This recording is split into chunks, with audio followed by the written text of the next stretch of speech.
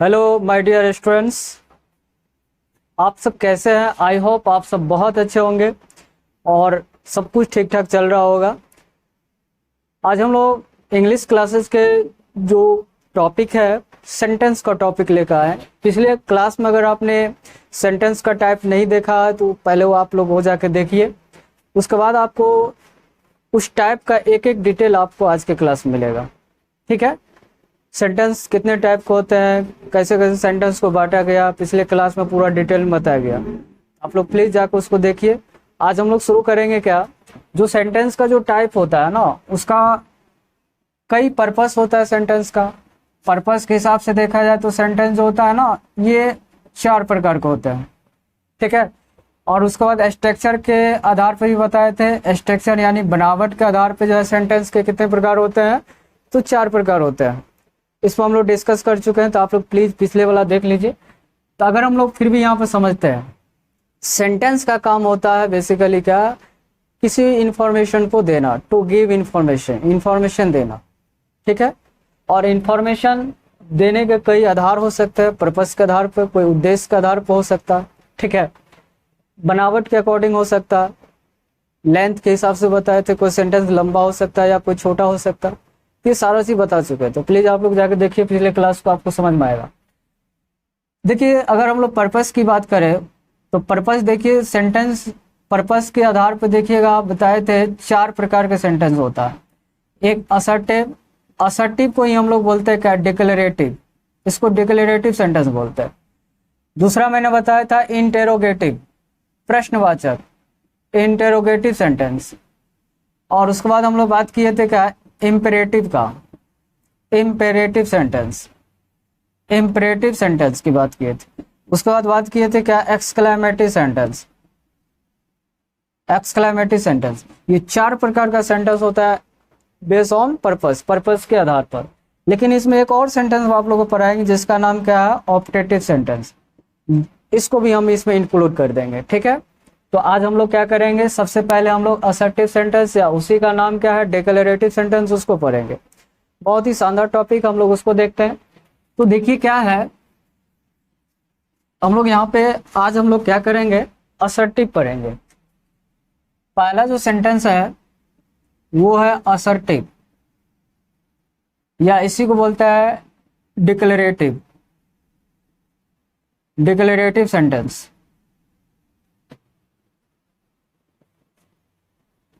इसका अगर हिंदी की बात करें तो इसका हिंदी होता है सकारात्मक, और इसका हिंदी होता है घोषणात्मक, घोषणात्मक। और सेंटेंस का मतलब तो मालूम ही है, इसका मतलब क्या होता है, वाक्य होता है। तो सबका मैंने हिंदी भी मेंशन कर दिया ताकि आपको कोई दिक्कत ना हो। सेंटेंस देखिए क्या होता है, सेंटेंस बनने के लिए सब्जेक्ट, वर्ब और ऑब्जेक्ट की जरूरत पड़ता है। किसी भी सेंटेंस को ड्राइव करने के लिए किसका आवश्यकता होता है, तो सब्जेक्ट का आवश्यकता होता है। ठीक है, तो आज हम लोग पढ़ेंगे क्या, डिक्लेरेटिव सेंटेंस क्या होता है। डिक्लेरेटिव सेंटेंस का मतलब क्या होता है, ये आपने क्लियर कर दिया। अब ये कहते किस है, इस चीज को समझिए। घोषणात्मक का मतलब होता है क्या, कोई भी चीज डिक्लेयर करेंगे, क्लियर करेंगे बातों को। ठीक है, डिक्लेयर करेंगे, या तो ये काम करना है या तो ये काम नहीं करना, क्लियर होगा इसमें। तो मतलब साफ है, घोषणा जब भी किसी चीज का किया जाएगा, डिक्लेयर किसी भी चीज को किया जाएगा, तो 2 फॉर्म में किया जाएगा, या तो पॉजिटिव घोषणा होगा या तो क्या होगा, नेगेटिव घोषणा होगा। अगर पॉजिटिव घोषणा हो रहा है तो इसको हम लोग पॉजिटिव सेंटेंस कहेंगे। इसको कौन सा सेंटेंस कहेंगे, पॉजिटिव सेंटेंस कहेंगे। और अगर नेगेटिव घोषणा हो रहा है तो इसी को हम लोग नेगेटिव सेंटेंस कहेंगे, तो नेगेटिव सेंटेंस कहेंगे। क्लियर हो गया।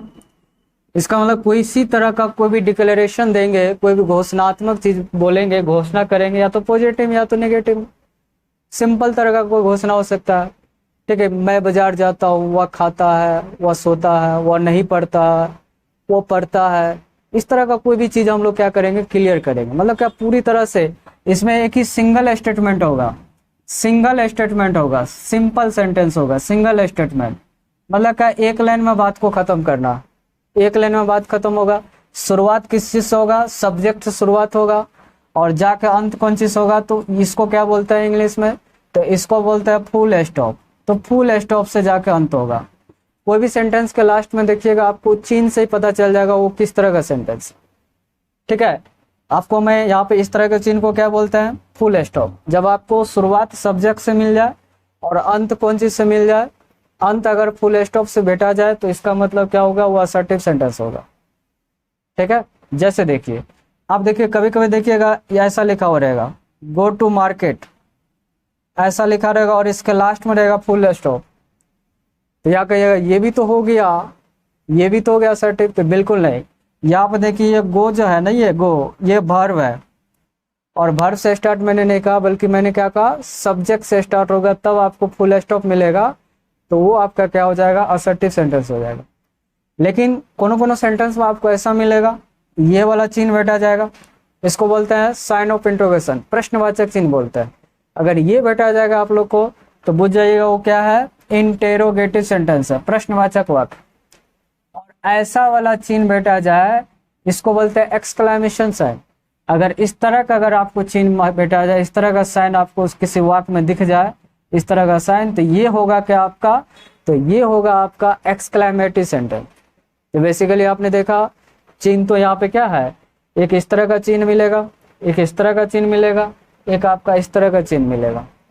फुल स्टॉप चिन्ह का देखिएगा दोनों जगह इस्तेमाल होता है, लेकिन एक में क्या होता है कि देखिएगा वर्ब से स्टार्ट होगा और एक में सब्जेक्ट से स्टार्ट होगा, तो दोनों में फुल स्टॉप होता है। सब्जेक्ट स्टार्ट होने वाले फुल स्टॉप को हम लोग असर्टिव सेंटेंस कहेंगे, लेकिन बाद बाकी लास्ट में ये चीज आपको मिलेगा तो इंट्रोगेटिव हो जाएगा, और ये चिन्ह मिलेगा तो ये इसको बोलते हैं साइन, एक्सक्लेमेशन साइन, विस्मयादि बोधक चिन्ह बोलते हैं, इसका मतलब इसको कहेंगे एक्सक्लेमेटिव सेंटेंस।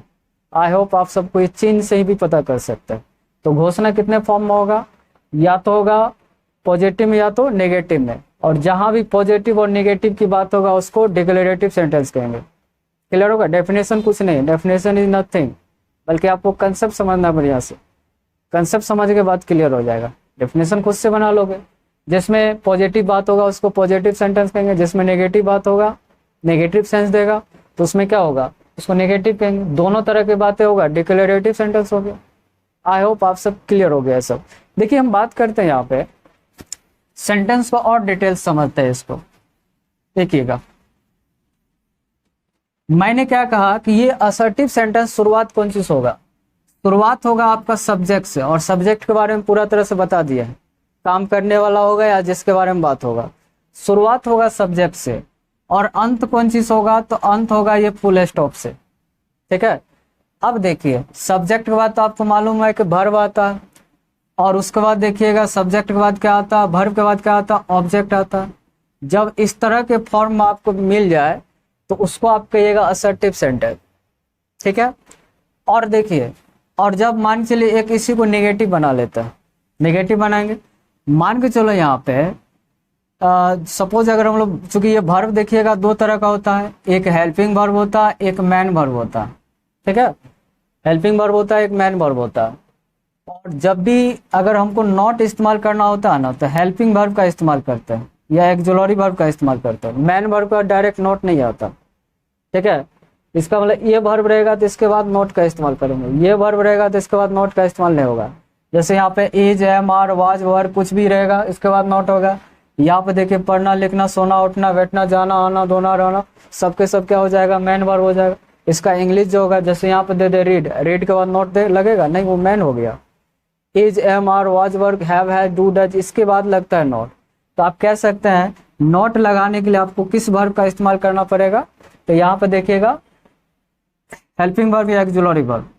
अब यहाँ पर नॉट लगा सकते हैं, और उसके बाद यहाँ पर मैन वर्ब, और उसके बाद यहाँ पर ऑब्जेक्ट। तो मैन वर्ब रह भी सकता है, नहीं भी रह सकता है, इसके लिए कोई दिक्कत नहीं, अकेला भी आकर के सेंटेंस बना लेता है। तो देखिएगा ये भी सब्जेक्ट से स्टार्ट हुआ, ये भी सब्जेक्ट से स्टार्ट हुआ, दोनों अंत कहाँ हुआ, जाके फुल स्टॉप पर अंत हुआ।